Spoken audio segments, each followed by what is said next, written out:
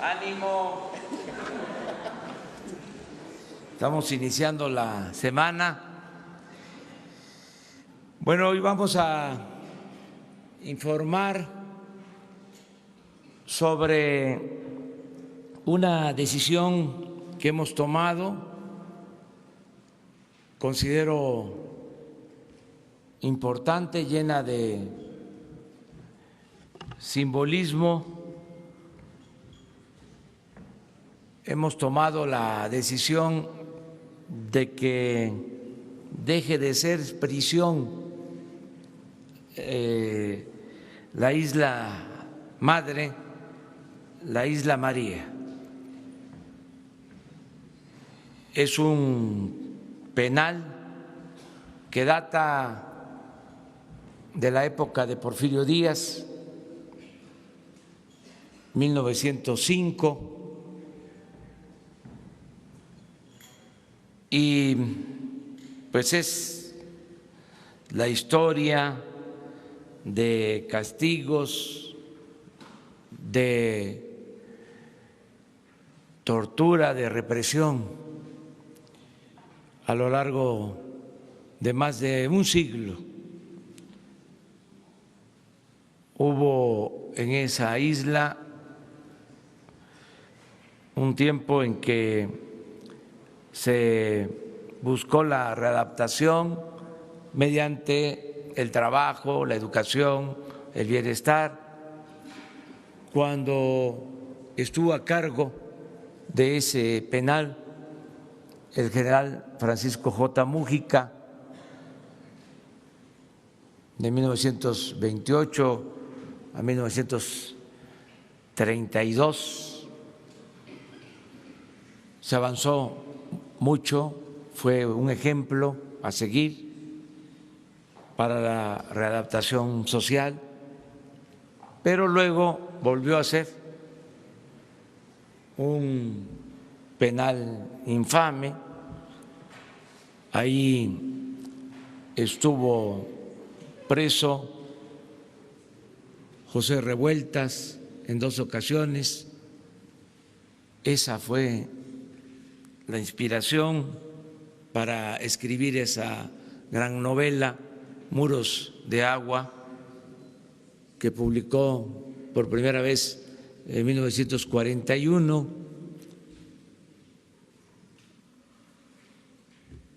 Posteriormente, pues ha sido un penal de castigo de las llamadas cuerdas, el envío de presos,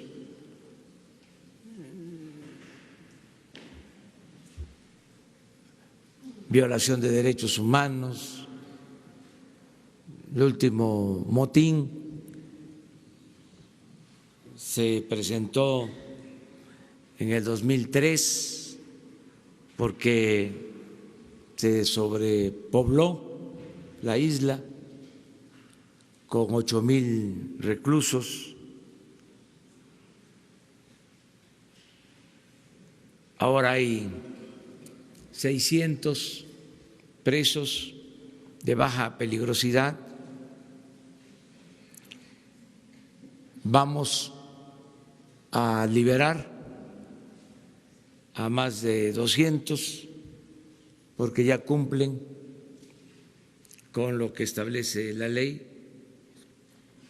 y otros van a ser reubicados en penales, en cárceles cercanas a sus domicilios. Los trabajadores de la isla van también a ser reubicados, y la isla se va a convertir en un centro para las artes, la cultura y el conocimiento sobre el medio ambiente, la naturaleza, la flora, la fauna de esa isla, de las otras islas también que están a su alrededor, la isla Magdalena, Cleofas, es uno de los lugares naturales más bellos de México y va a ser una isla para los niños y para los jóvenes, campamentos para ir a conocer, desde luego, la historia de cómo esos modelos de castigo deben ir desapareciendo. No olvidemos que uno de los dirigentes más importantes de nuestro tiempo, Nelson Mandela, estuvo 27 años en prisión y la mayor parte de ese tiempo en una isla como esta isla María, Madre. Entonces, ya no ese tipo de castigo. Los seres humanos, aunque algunos piensen distinto, no son malos por naturaleza, son las circunstancias las que llevan a algunos a tomar el camino de las conductas antisociales. Si tenemos una sociedad mejor, no habrá necesidad de cárceles. Tenemos que tener más escuelas, menos cárceles.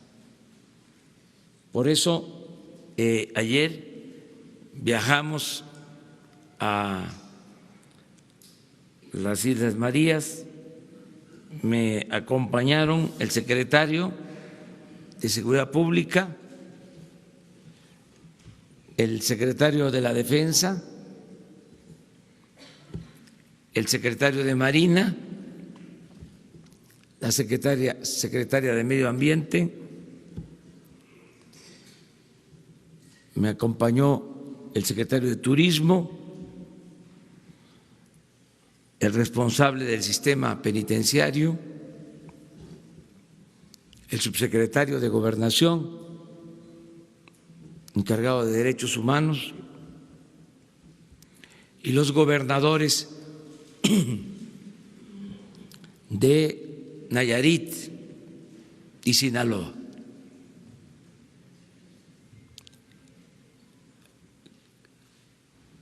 Quiero pedirle precisamente a Francisco Garduño, responsable del sistema penitenciario, que les haga una exposición, y luego Josefa González de la Semarnat va a explicarles sobre el uso, el destino tan importante, trascendente que van a tener las Islas Marías en el futuro. Y al final voy a firmar el decreto para que dejen de ser prisión las Islas Marías. Entonces, le dejamos la palabra a Francisco.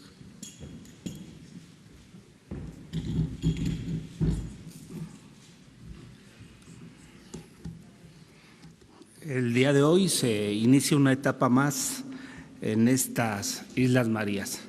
La primera fue cuando su fundación con Porfirio Díaz, la segunda fue cuando estuvo el general Mújica, que empieza la prevención, la siguiente fue en los 70 con Luis Echeverría, en lo que fueron la ley de normas mínimas, y ahora en la cuarta transformación es el cierre y el respeto a los derechos humanos para que sea el goce y disfrute de miles y miles de mexicanos.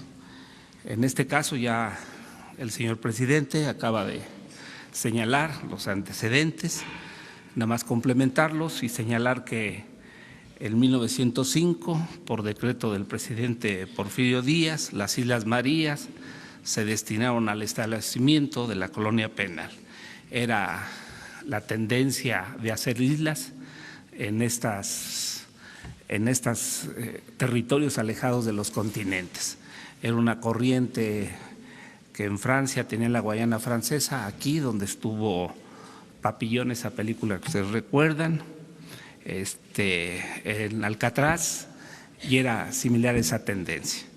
En el 20, el presidente Álvaro Obregón mandó encarcelar a delincuentes políticos opuestos a su régimen.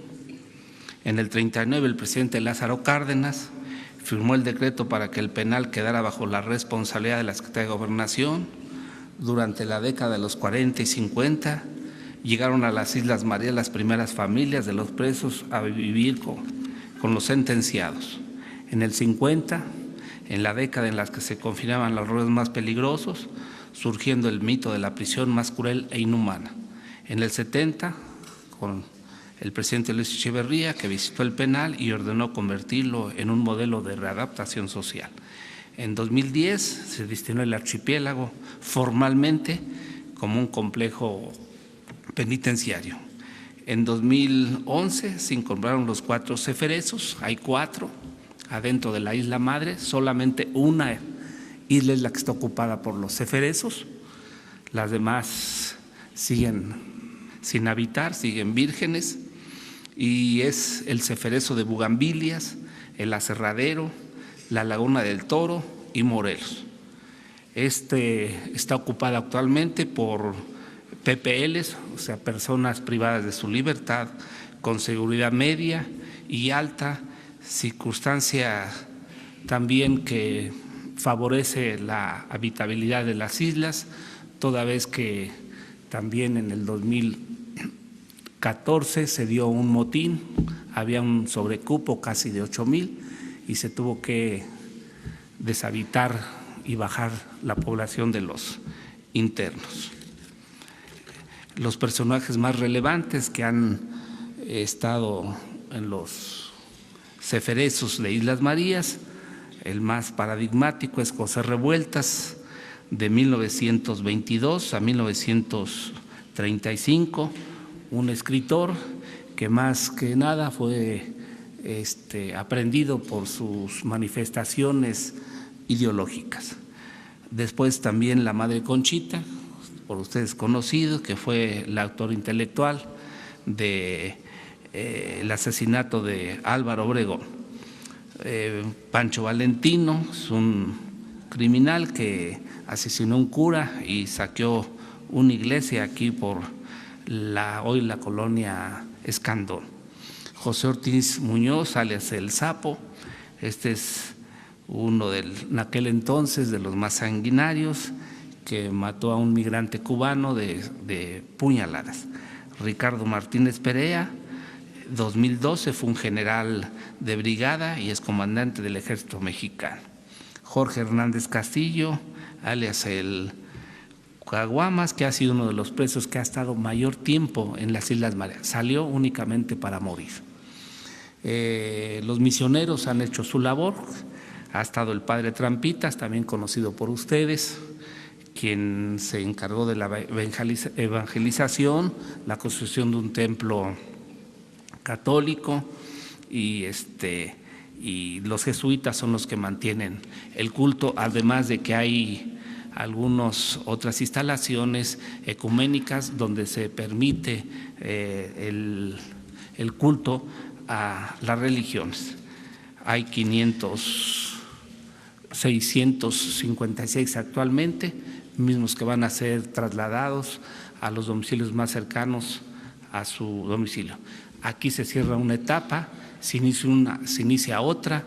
Decirles que durante los 113 años que ha estado Islas Marías han estado 45 PPLs.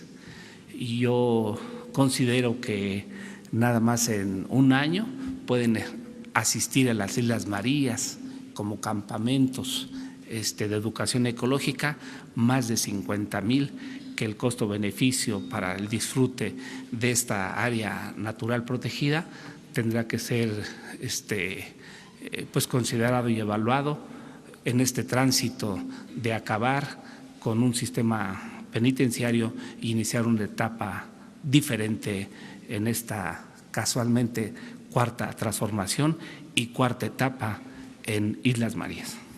Eso sería todo. Perdón, señor presidente. También les paso yo, no pudimos traer, pero se va a montar una exposición de histórica de las islas. Hay en aquellos territorios lo que conocen ustedes como el apando hecho de hierro, se va a colocar, se va a traer para que ustedes perciban el grado de represión que existía. No se pueden traer las salineras, que también eran los tratos y trabajos crueles, donde los PPLs se acababan los pies por la salinidad. Solamente se trajo un grillete, se los vamos a dar, pesa aproximadamente unos 16 kilos. Pues era imposible que corrieran o que escaparan de estos lugares en un sistema carcelario de modelo francés que caducó y que hoy estamos en otra vertiente de respeto a los derechos humanos. Muchas gracias. Bueno, en la mesa.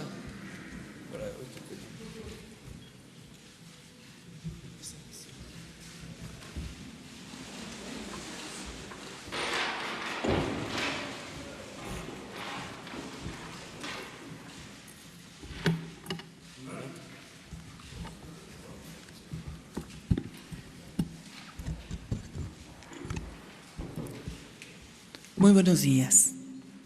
Yo hablo del amor en el sentido más alto de la palabra, la redignificación del hombre y la desenajenación del propio ser humano. José Revueltas. El cierre del Plenal de las Islas Marías representa el fin de una era que castiga y persigue a los desposeídos, intentando callar las voces disidentes sin considerar las causas de la desigualdad y abandono, sin escuchar estas voces que expresan nuevas y diferentes cosmovisiones, al igual que nuevas propuestas e ideas del ser colectivo. Comienza así la creación de un nuevo centro de educación y transformación para niños y jóvenes llamado Muros de Agua, José Revueltas, ubicado en un área nacional de inmensa belleza y riqueza natural.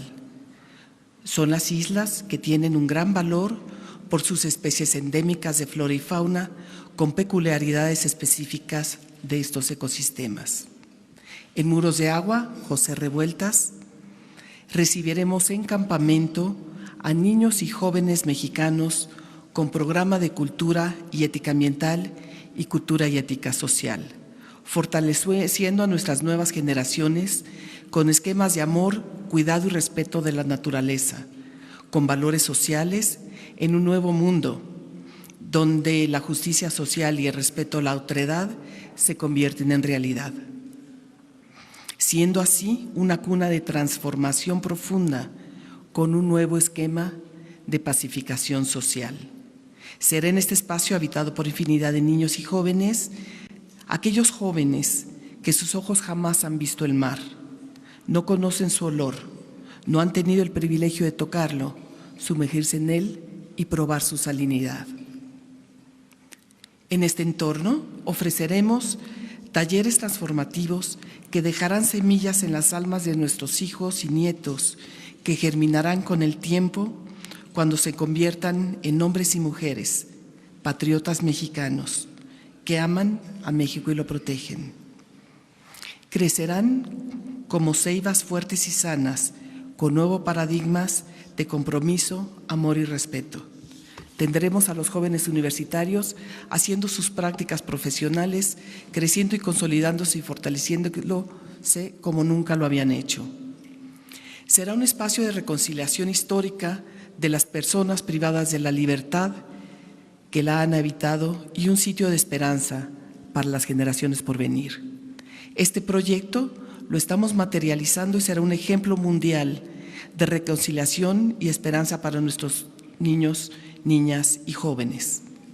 Será un hermoso legado que marque un compromiso con los por nacer, que representa el nacimiento de un nuevo México con esperanza, justicia social e inclusión.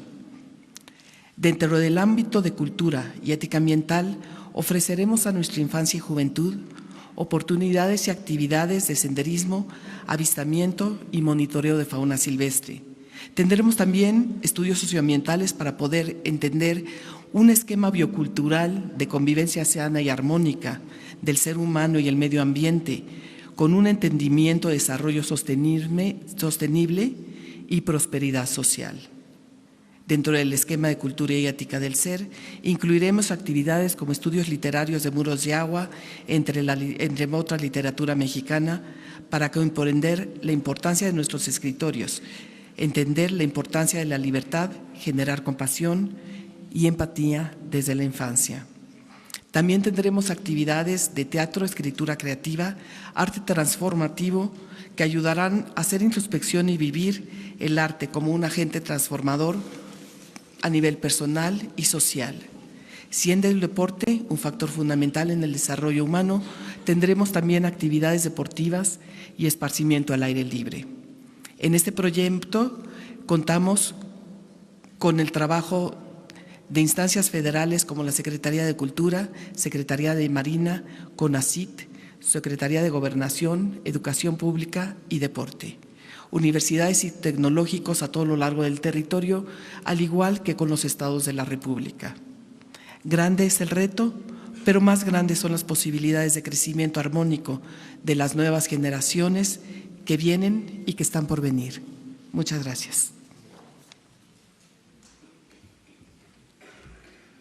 A ver si se hizo un video para sintetizar. Enclavado en el corazón del Pacífico mexicano se encuentra el archipiélago Islas Marías. Desde 1905, la Isla María Madre ha sido un centro penitenciario, pero la riqueza ambiental de este territorio insular invita a revalorarlo como un espacio para la conservación de la naturaleza en beneficio de todos los mexicanos. Las Islas Marías, declaradas Área Natural Protegida con la categoría de Reserva de la Biosfera en el año 2000 y Patrimonio Mundial de la Humanidad por la UNESCO en 2005, son una región terrestre, costera y marina que goza de un extraordinario valor faunístico y florístico gracias a su aislamiento y a su antigüedad.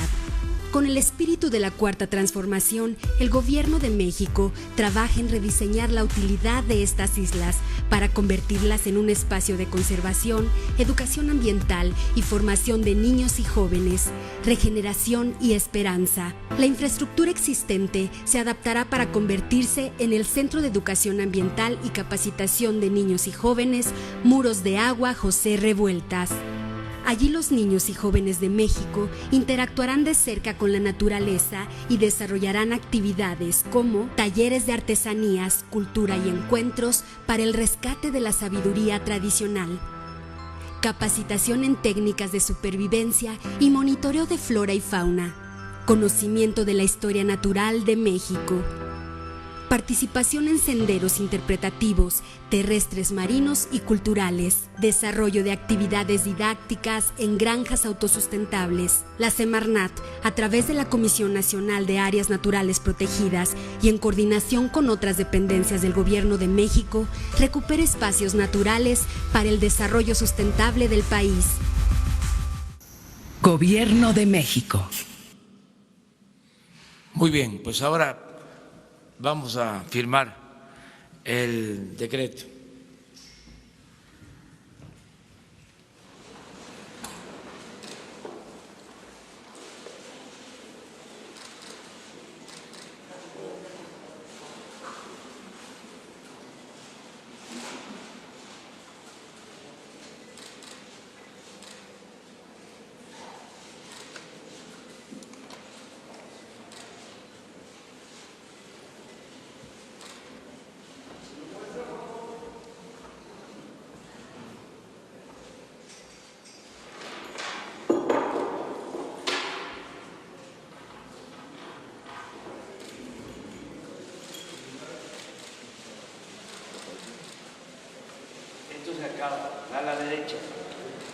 la izquierda.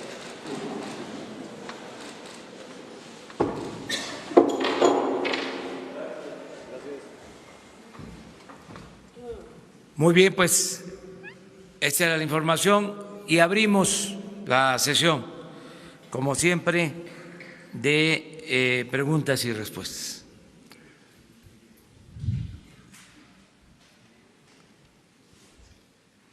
Buenos días, presidente.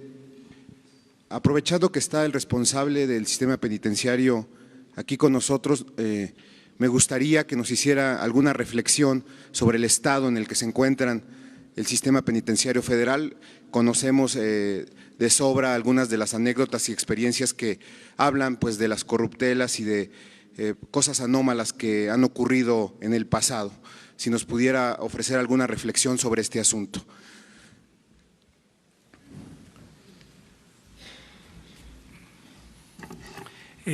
Actualmente los eferesos, o sea, las prisiones federales, están acreditadas por una organización que se llama ACA, que es una organización internacionalmente conocida, con parámetros internacionales, y esa es la calificación que tenemos actualmente.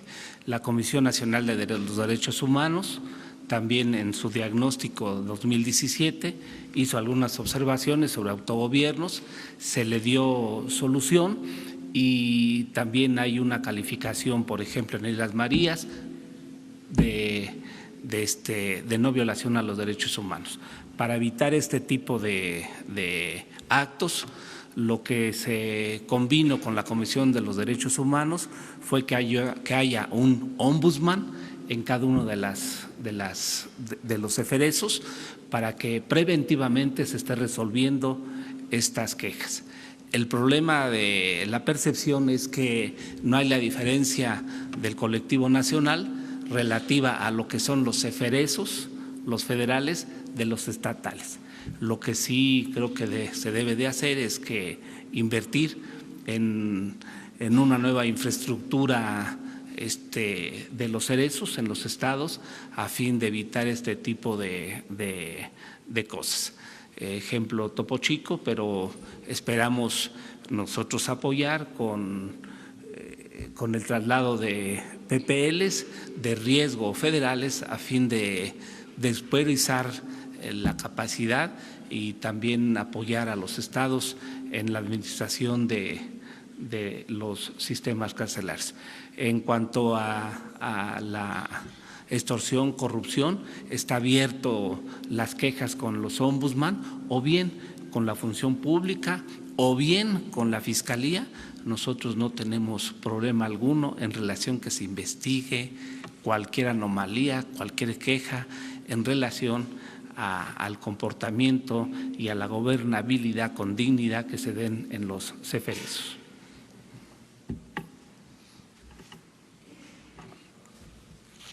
A ver, ya que estamos en este tema, que es importante, a ver, Francisco, en los reclusorios federales hay, vamos a decir, espacios, no tenemos sobrepoblación, no los problemas siempre en los reclusorios es el hacinamiento. Me gustaría que informaras cuántos internos están en las cárceles federales y cómo está la situación en los reclusorios estatales en cuanto a población. La capacidad de los eferesos en el país es de 41,000 espacios. Tenemos actualmente 19,000 espacios ocupados. Tenemos aún todavía espacios de sobra y es por eso la instrucción del presidente de apoyar a los gobernadores para traer PPLs de los estados. Esto tenemos 211,000 PPLs en todo el país, sea, el resto es de los estatales y entonces hay una sobresaturación en los penales llamados centros estatales, que actualmente no todos, porque también hay que ver cuál es la estadística de penitenciaria en cada uno de los estados. Hay, por ejemplo, en Nayarit que están con sobresaturación, en Jalisco, en Nuevo León, en Ciudad Juárez,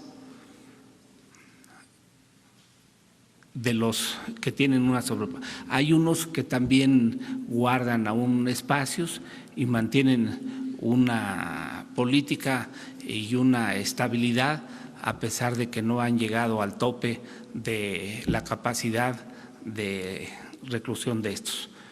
Entonces, yo creo que debemos ser compatibles. Se celebra una conferencia nacional penitenciaria, que esta se celebrará dentro de un mes.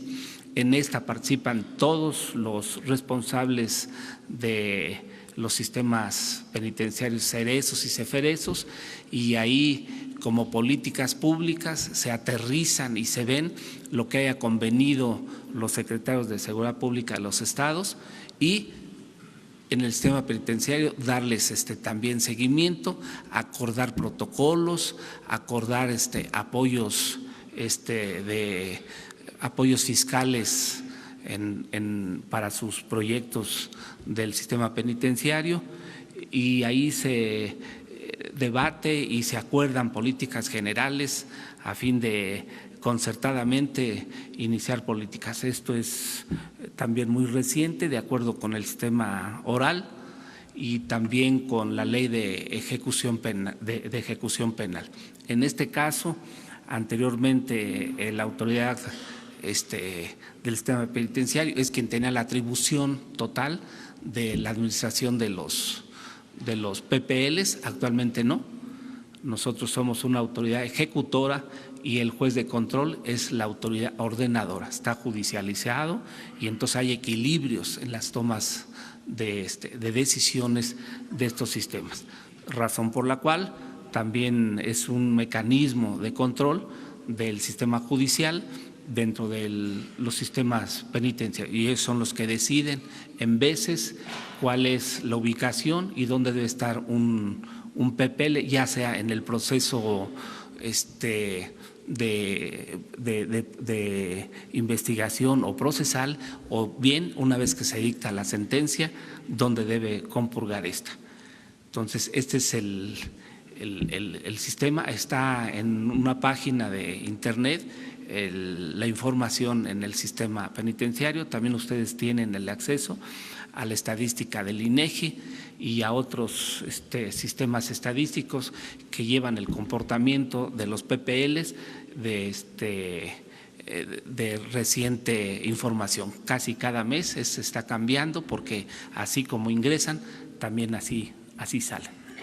Solo que nos pudiera precisar el nivel de sobrepoblación en los penales estatales, ¿a cuánto asciende? ¿Para cuántos cupos hay y cuántos hay actualmente? Hay ahorita, les comentaba yo, 211,000 PPLs en el sistema estatal.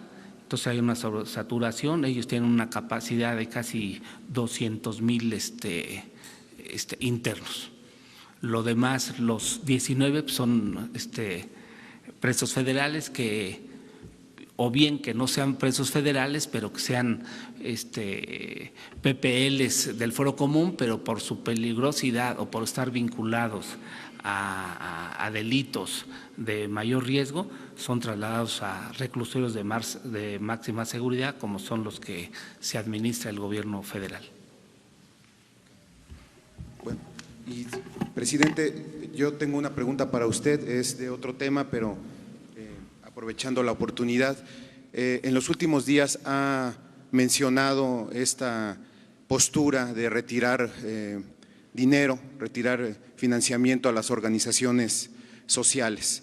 Estuvimos revisando la ley de egresos de la Federación, el presupuesto.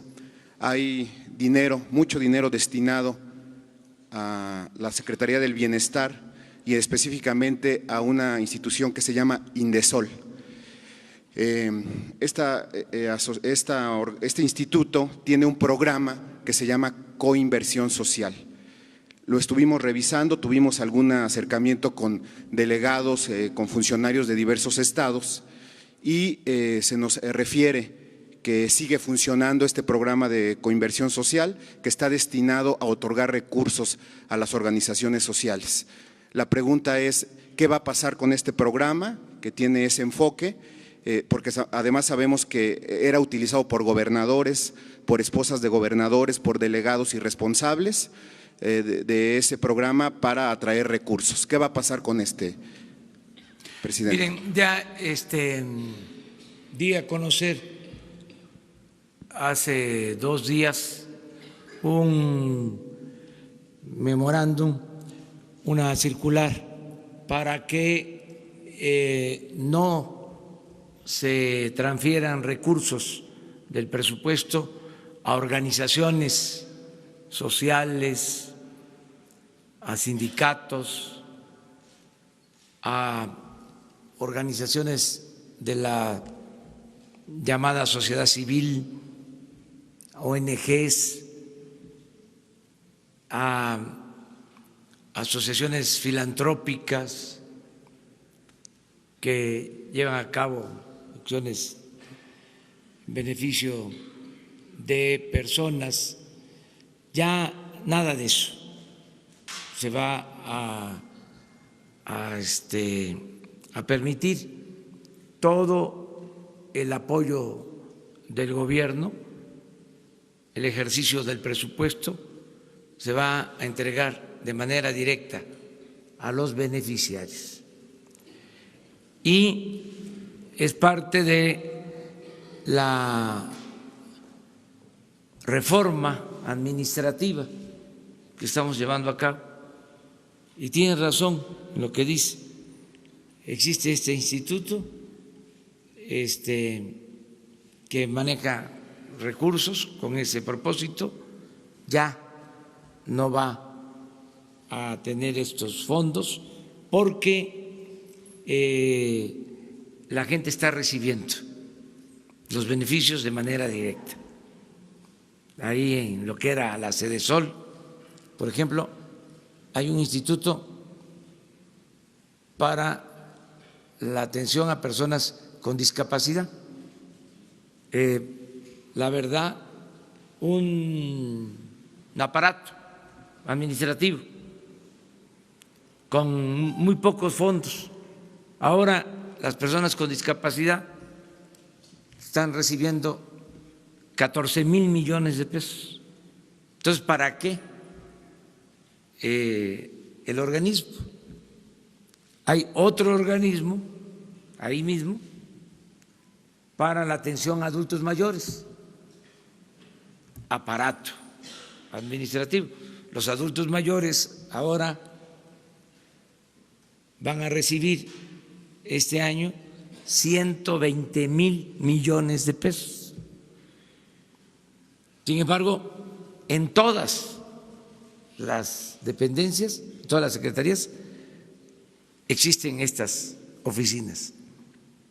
Es una manera de simular de que se atendían los problemas de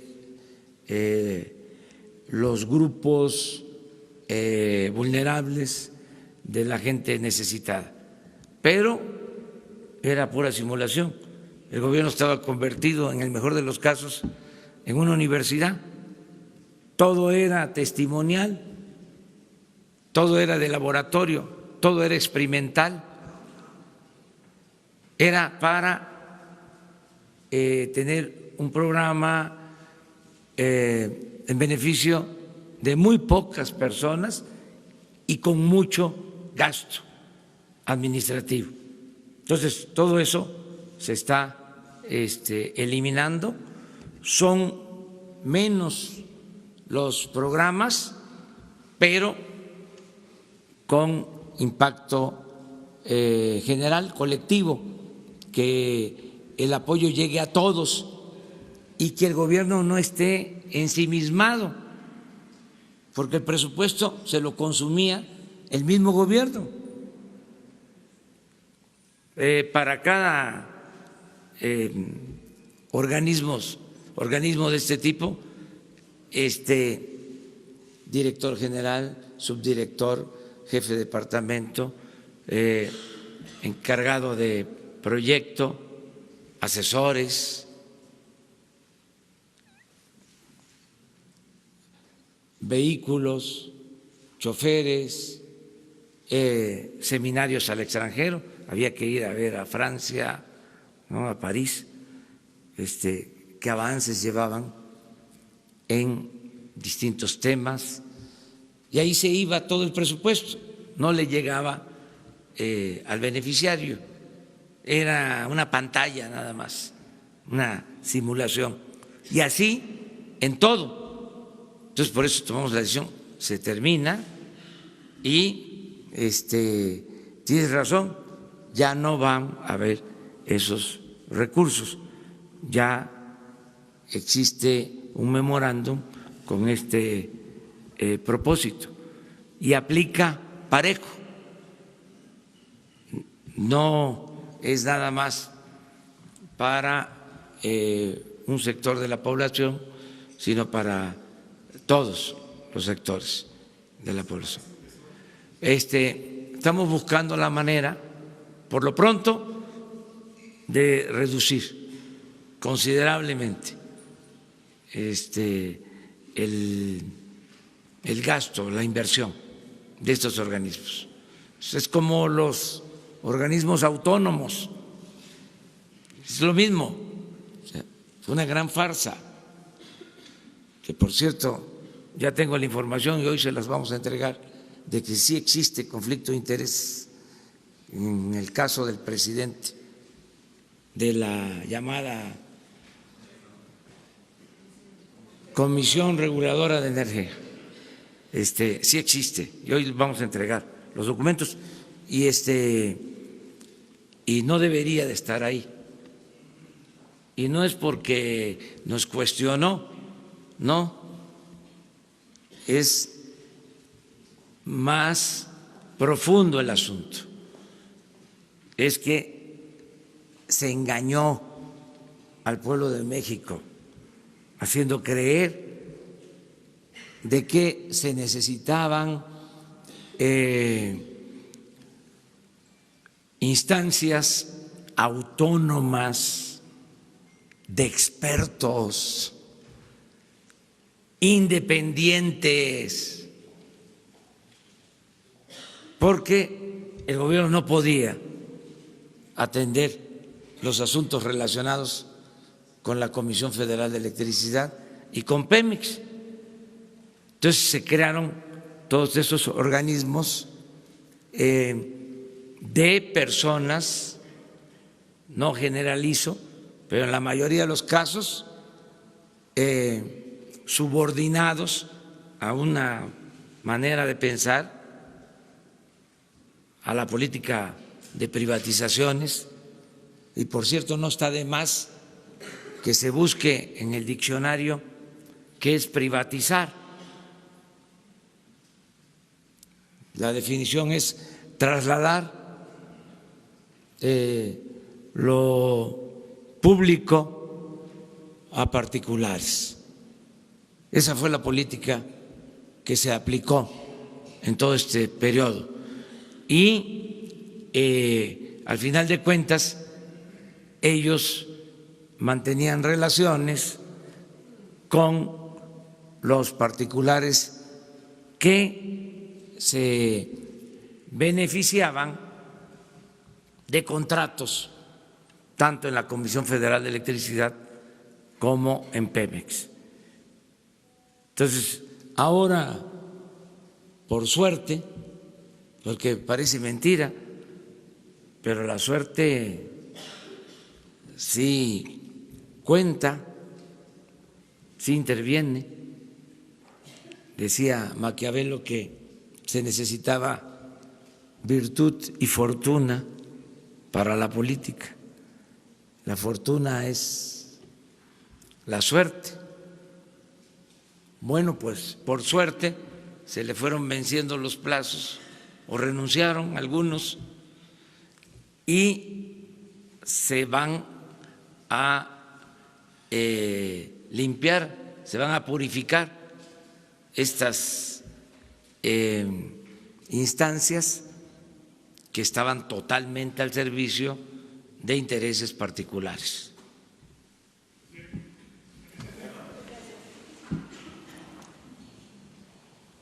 Gracias, señor presidente. Nancy Rodríguez, del sitio Oro Sólido en Redes. Si me permite, qué bueno que está el secretario y la secretaria Blanco.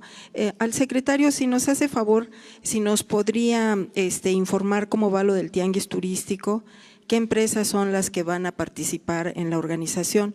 Recordaremos que en sexenios anteriores pues era de amiguismo y moches, ¿no? La designación de estas empresas. También su viaje de FITUR, qué resultados trae para México y que no se quede nada más en un boletín, porque antes pues nada más se usaba eso, ¿no? En un boletín informar y no se detallaba. Y también cómo ve Europa la puesta en marcha del Tren Maya, cómo sintió él a los inversionistas en relación a esto. Y por último, si me hace favor la secretaria del Medio Ambiente, si nos pudiera comentar algo, si se tiene previsto incorporar algo especial, innovador en los planes de estudio de primarias o nivel básico sobre el medio ambiente. Gracias, presidente. Con su permiso, señor presidente. Lo que corresponde al próximo tianguis turístico, en primer lugar se da cumplimiento a la promesa de campaña del presidente cuando era candidato de seguir haciéndolo en forma rotativa, una ocasión para Acapulco y la siguiente en otro lugar donde se decida a través de un jurado que ya fue dado a conocer a través de la publicación en el Diario Oficial. Este próximo tianguis será del 7 al 14 de abril en el puerto de Acapulco. Ya está el 100% de la participación de los 32 estados, de todos los estados del país, pero también también se cuenta con más de 400 suites vendidas. Hay más de 28 países que han participado. Este es dato del viernes, sigue en aumento. Hay más de 50 corporativos y 180 suites de corporativos. Es decir, de acuerdo al dato comparativo con el mes del mismo año anterior, con el tianguis que se celebró allá en Mazatlán, se cuenta con buena perspectiva y habrá unas gratas sorpresas para los participantes. Lo que representó la participación en FITUR, la feria más importante, a donde están 170 países, allá en Madrid, España, y en donde se cuenta con el stand de México, se participó y se tuvo reuniones con los 15 propietarios de las cadenas hoteleras españolas, en las que nos plantearon algunos puntos de vista que estamos resolviendo, pero también nos reunimos con los inversionistas más importantes de España y de turoperadores, en donde sigue marchando el turismo español. Aunque el turismo español está en la 6ª posición, ya que otros países de Europa lo rebasaron, como Reino Unido, que ya ocupa el primer lugar de país emisivo hacia nuestro país con 550,000 turistas. Firmamos un convenio con la ministra de Turismo, de Comunicaciones, Transportes y Turismo de España, en donde vamos a intercambiar programas de estudio, planes estratégicos sobre el desarrollo de la política turística y una serie de temas que son de interés para nosotros para seguir avanzando en materia de turismo. ¿Cuál era la otra pregunta? El ambiente que se siente con los inversionistas en relación al Tren Maya y también qué empresas van a participar en la organización del tianguis turístico. Se hizo una participación importante para una presentación del Tren Maya, el avance, pero no solamente del Tren Maya, hubo un espacio para ver en tercera dimensión al Chepe, el Tequila, también el Express de Tequila, y sobre todo también hubo muchas preguntas de los tour operadores de cuándo se podría iniciar, ¿verdad?, los viajes de familiarización. Estamos trabajando en los atractivos ancla para que haya más atractivos. Les recuerdo a ustedes que estamos en el lugar número 15 en captación de divisas y en el 40 en gasto per cápita. Por ello estamos elaborando programas de atractivos ancla para poder desarrollar y estar preparados cuando termine el tren, pues ya se tenga todo armado. Ejemplo específico, en Mérida se está ya haciendo el Museo de Armando Manzanero como atractivo ancla y complementario, la ruta Manzanero, la ruta se va a lanzar con Turibús de diferentes rutas para poder incrementar el gasto y la derrama y la pernocta. Muchas gracias. Bueno, miren, 3 preguntas porque la secretaria, tenemos una… Secretaria.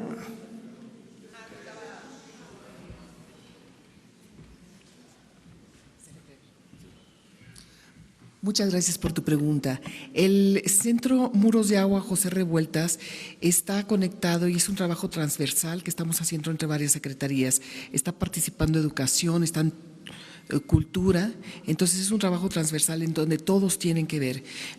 Si nosotros incidimos en los programas educativos, nosotros tenemos una voz que es escuchada por el secretario Esteban Moctezuma, por medio de Educa, que es Secadesu, para asegurarnos que hay una educación ambiental, que es una de las prioridades educativas de este gobierno. Muchas gracias. A ver, vamos. Buenos días, señor presidente. Urbano Barrera, del diario Ovaciones. Ya que está tocando usted lo de las islas, quisiera preguntarle, ¿investigará usted todas las islas o los lugares que fueron concesionados en las administraciones pasadas a políticos, a banqueros? Debe tener usted ya información sobre eso, ¿no? Y nos gustaría que nos la compartiera más adelante, ¿no? Se dan casos en el Caribe, en el Pacífico, por todos lados, usted lo sabe bien. La segunda. Está, la segunda. Muy buena la pregunta. Pero gracias. Vamos a batear ahora. Sí, bueno, la segunda. Tiene tiempo que no bateo. ¿No? Bien. Adelante. No, con todo respeto. Okay.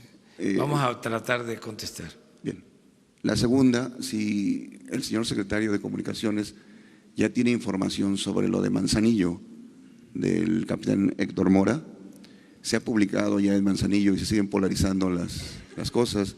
Se han publicado casi 6 denuncias contra él, una en PGR, la 64-205, en la función pública la 1258-04, en Manzanillo la 899-97, en Tecomán la 504-201 y en Manzanillo la 443-2003. Nada más para que después nos dijera. Acerca de tu primer pregunta, no tenemos nosotros denuncias sobre estos temas. Desde luego es de dominio público que se adquirieron terrenos en las costas, en el Caribe, en el Pacífico, que personalidades tienen estas propiedades, pero no tenemos ningún dato de denuncias presentadas sobre este caso. Acerca de lo de los puertos, sí hay una investigación abierta por la corrupción que imperaba. Yo cada vez que hablo de esto, quisiera decir que existía, que imperaba, que había. Me gustaría decir eso. Es decir, ya no hay corrupción. O sea, deseo eso. Espero que en poco tiempo pueda ser categórico y decir, no hay corrupción, porque sí les puedo decir que no hay corrupción ya, arriba, pero todavía hay malas prácticas,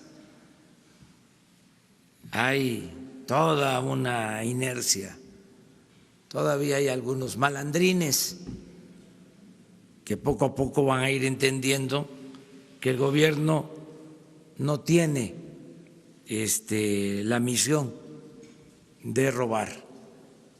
El gobierno tiene la misión de servir a los ciudadanos. Entonces, todavía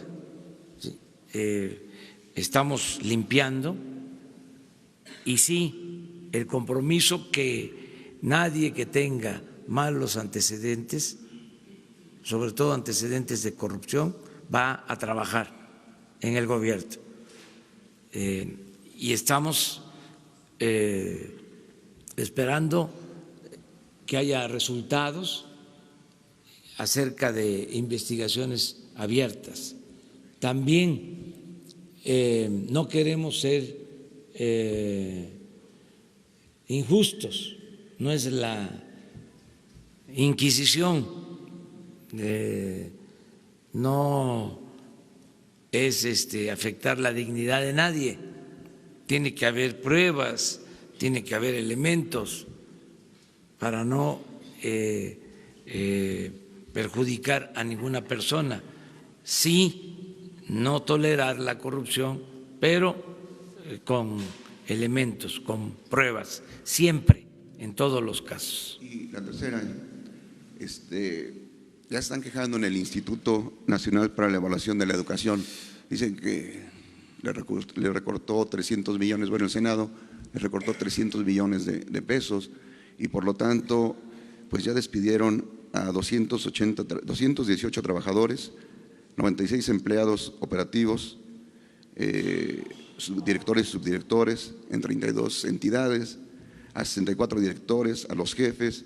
Desaparecieron la coordinación de direcciones, la Dirección General de Investigaciones e Innovación, pero conservaron la Junta de Gobierno. O sea, los de arriba se quedaron. Sí, con los mismos sueldos, ese es el problema. todo. Como son autónomos. Exacto. ¿Qué se va a hacer ahí, señor presidente? Pues hay que seguir adelante, en la medida de lo posible,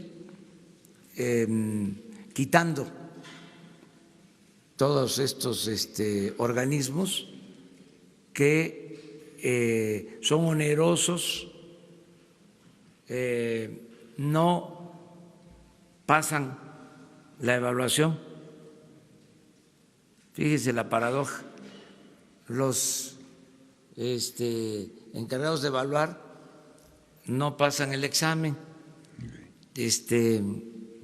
no pasarían una evaluación sobre eficiencia, sobre beneficios para la sociedad, para la educación. Son aparatos costosísimos e ineficientes y así está todavía una buena parte del gobierno, sobre todo con estos organismos autónomos. Entonces, si hubieron estos ajustes en el presupuesto, pues es una injusticia que despidan a los trabajadores y ellos sigan ganando sueldos elevadísimos y dándose la gran vida. Pero ese es un asunto pues de irresponsabilidad y de falta de conciencia. Gracias.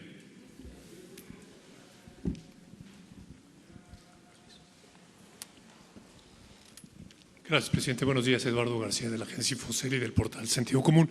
El viernes nos solicitó investigar cuánta inversión extranjera había en el sector petrolero, energético versus telecomunicaciones. Lo hicimos revisando un archivo del gobierno de 9,000 renglones. Las cifras que encontramos fueron 9,300 millones de 2015 a 2018 en el sector energético, el doble de telecomunicaciones, 4,300 aproximadamente. No estoy seguro que nuestra metodología sea totalmente cierta. Le pasé el archivo a Jesús para que la revisaran y nos pudiera comentar. Hago una advertencia. Si quitamos la inversión en gas, la inversión en energía cae a 3,000 millones, inferior a telecomunicaciones. Pero en telecomunicaciones también hay una inversión de 1,700 por la compra que hizo AT&T de Grupo Iusacell, por lo que quedarían muy similar. En fin, todo esto es para preguntarle un detalle. Usted habla y habla bien de que los considerandos de la reforma energética sobrevendieron este proceso. Tiene toda la razón. Estamos lejos de los 3 millones de barriles diarios. Sin embargo, sí se está produciendo petróleo por privados. Según la Comisión Nacional de Hidrocarburos, son 70,000 barriles diarios por día, que no es despreciable. 170,000 millones de pies cúbicos de gas. Es decir, no hubo la gallina de los huevos de oro, como se vendió la reforma energética. Pero si bien no hay una gallina, hay una gallinácea sin plumas, que ni huevos produce ni canicas, pero sí produce un balín de oro. Con su autoridad moral, ¿no cree que se podría aprovechar esta estructura para que este pequeño esbozo de beneficios para México pudiera crecer y dar esos huevos de oro que se dice, junto con la otra gallina que es Pemex, a la cual usted ya le está extirpando el cáncer que por años la ha drenado? Es decir, creo que el corral de México caben 2 gallinas de huevos de oro, si me lo permite. Me gustaría conocer su punto de vista. Gracias. Bueno, en esencia, y hablando de gallinas, yo creo que los neoliberales, tecnócratas, con el distintivo de la corrupción, se esmeraron en retorcerle el pescuezo a la gallina de los huevos de oro. Así lo puedo decir. Apostaron a acabar con Pemex y con la Comisión Federal de Electricidad. Qué bien que está haciendo la revisión de los datos. Esto ayuda mucho a esclarecer lo que sucedió. Yo tengo una información distinta, pero es válido el que se cotejen, ¿no?, las informaciones. Lo importante es también, como lo dice, ¿qué hacemos para sacar adelante a la industria petrolera y a la industria eléctrica? Y ya tenemos el plan para eso. Y estamos trabajando de manera coordinada con el sector privado, nacional y extranjero. Los contratos que se están firmando para explorar y perforar pozos se están haciendo con la participación de consorcios particulares, con reglas nuevas,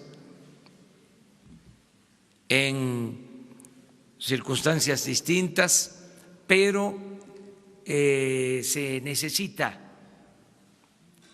la participación del sector privado para el rescate de la industria petrolera y de la industria eléctrica. Lo que estamos haciendo es terminando con abusos, excesos, quitando todas las aristas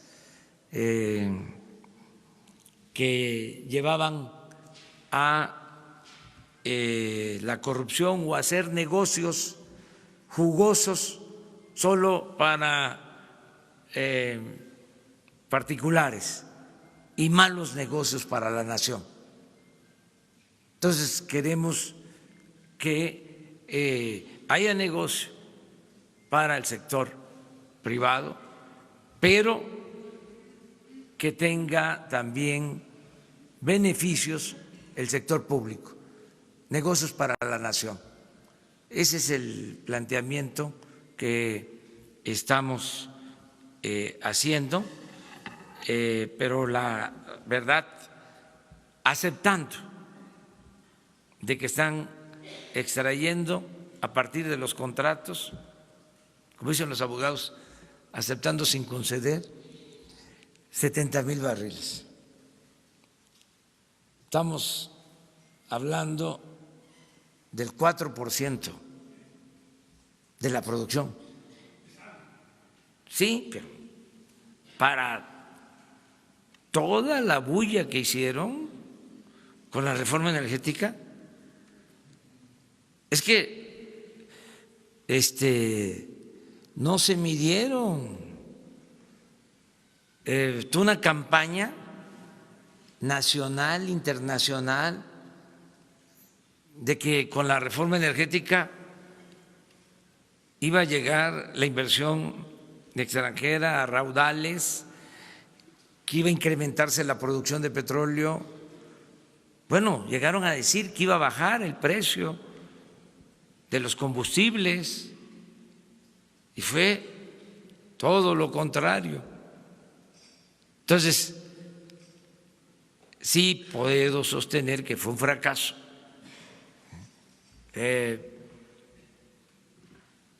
Pero retomo el planteamiento.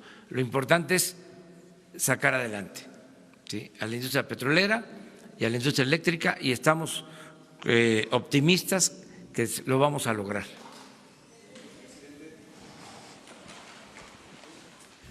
Buenos días, señor presidente, secretario, comisionado.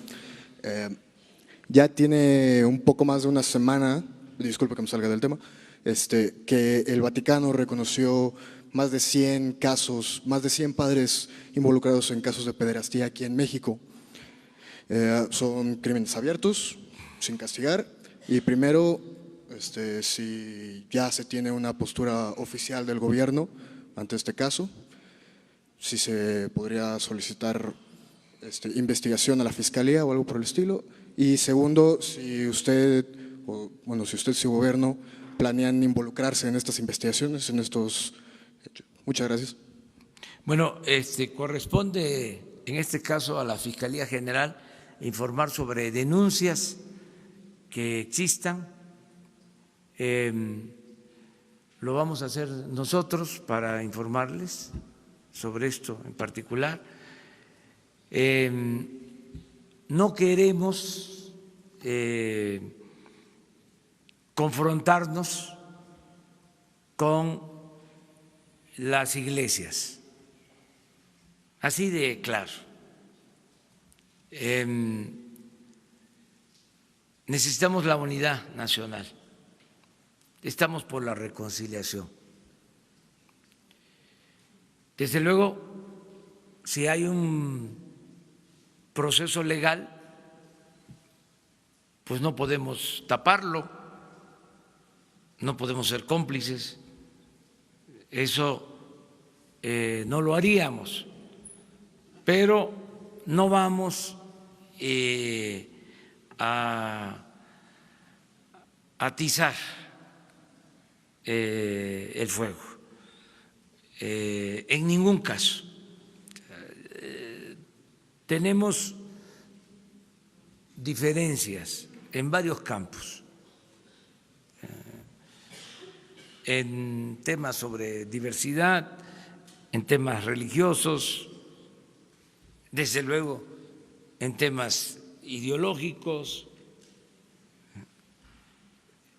en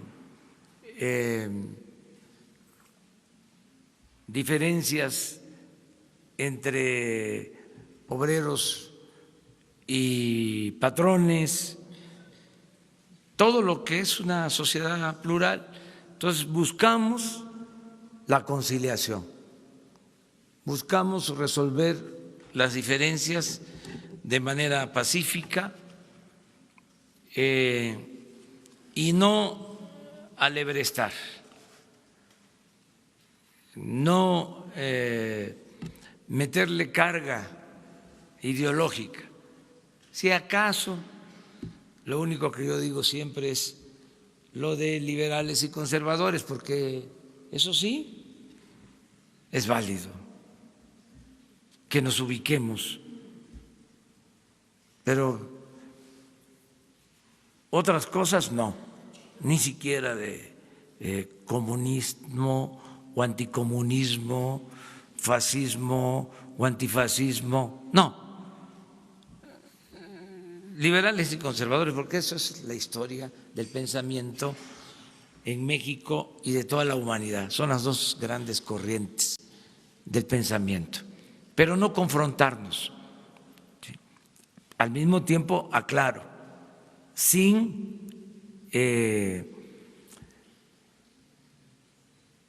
simular, sin tapar nada, aplicar la máxima de que al margen de la ley nada y por encima de la ley nadie. Pero eso no significa estarnos confrontando constantemente. En nuestro país hay una gran diversidad y una gran pluralidad y tenemos que ser respetuosos de todos, sobre todo cumplir con la Constitución para que se respeten las libertades, la libertad de pensamiento, la libertad de creencia y el Estado laico.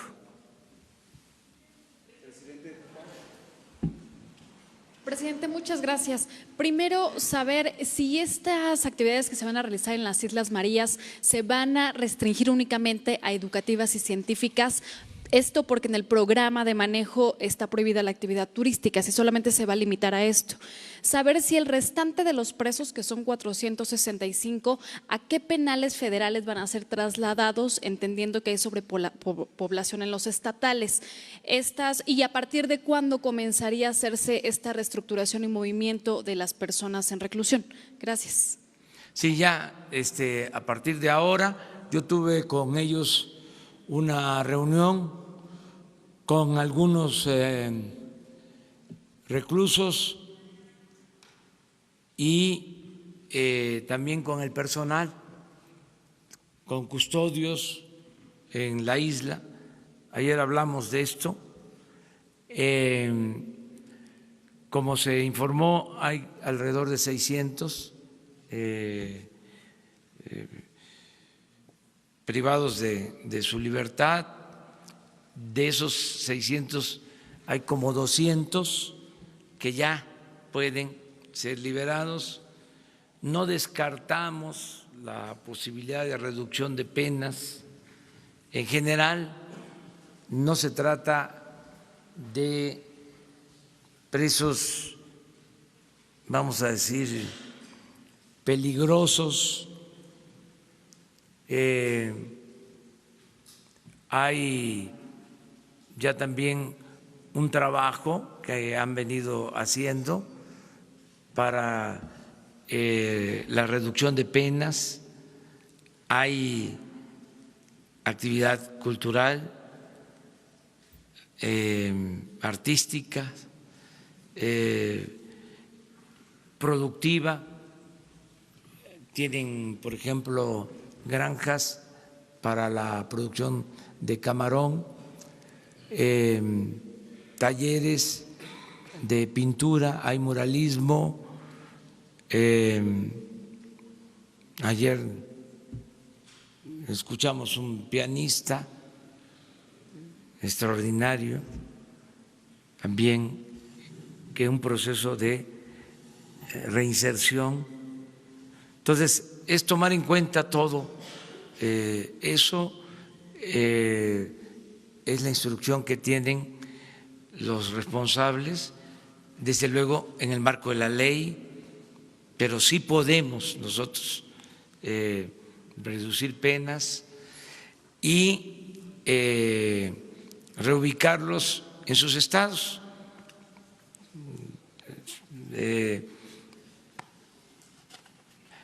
Cuando lo dije, porque no es nada más pensar en los detenidos, en los presos, también los custodios que están ahí, muchos llevan varios años, y tenía yo que decirles a qué iba.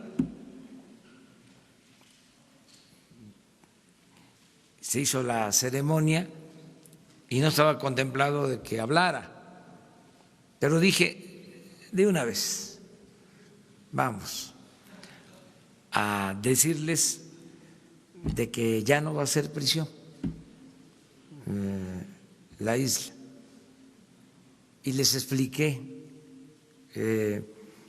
cómo va a ser el tratamiento para los internos, para los que están en la isla, para los presos y el tratamiento para los trabajadores.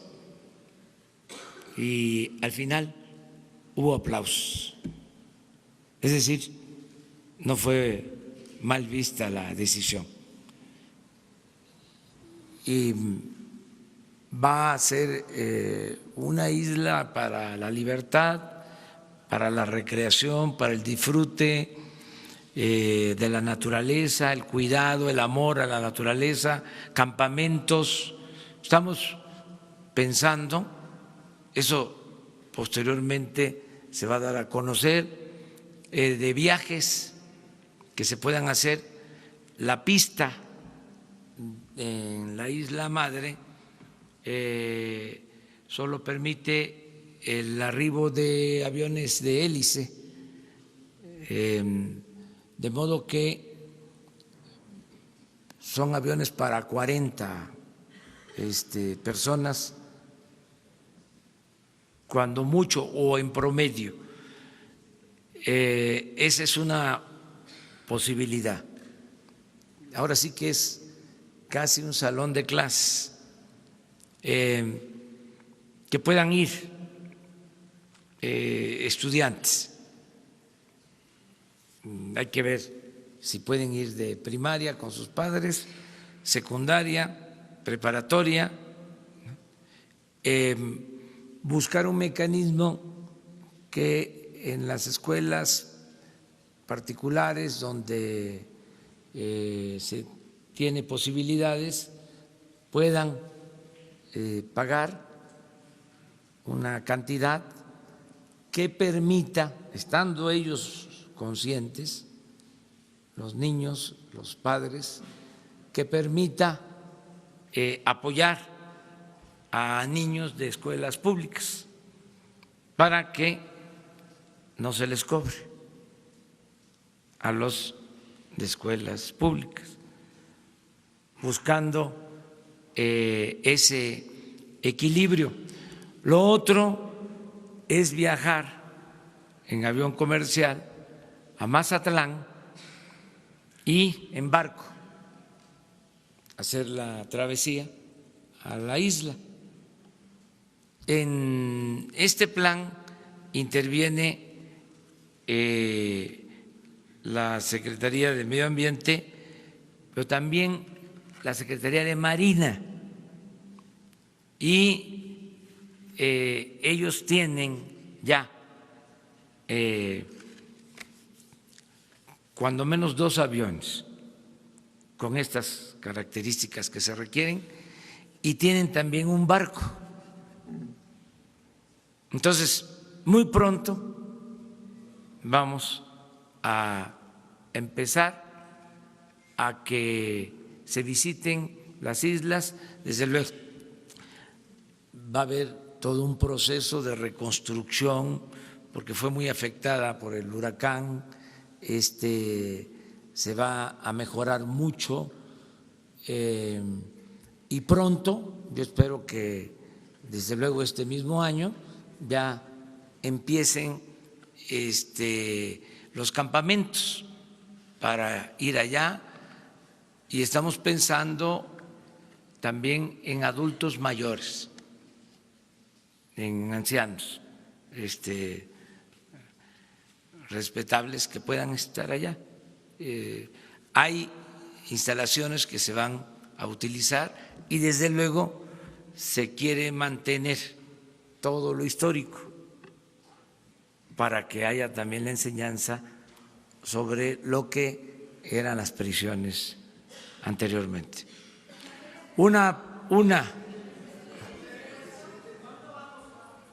Miren, no se quiso hablar de eso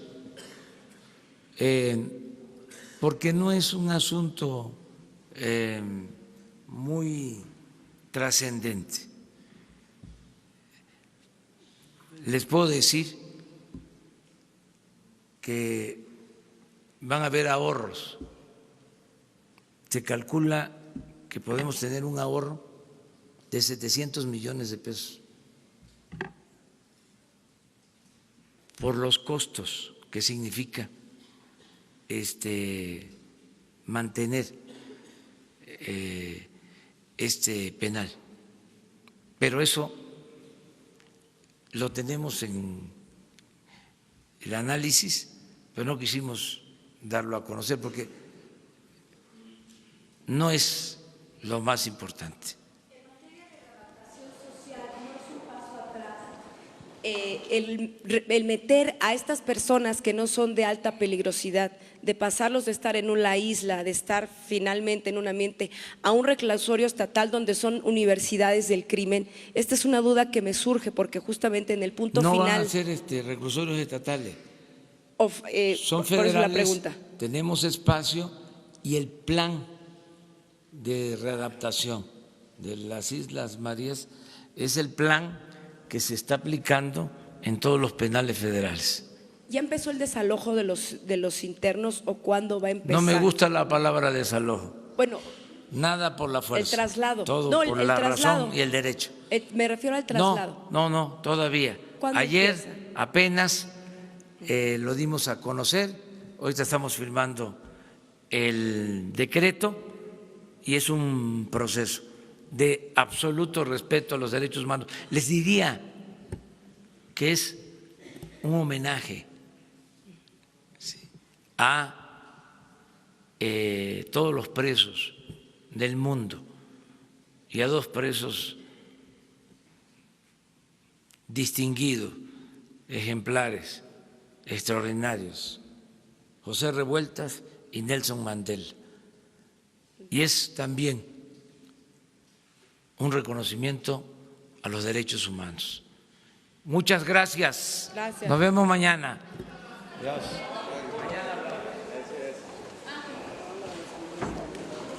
Solo para informarles que en estos momentos va a haber una conferencia de prensa sobre el tema de las estancias infantiles.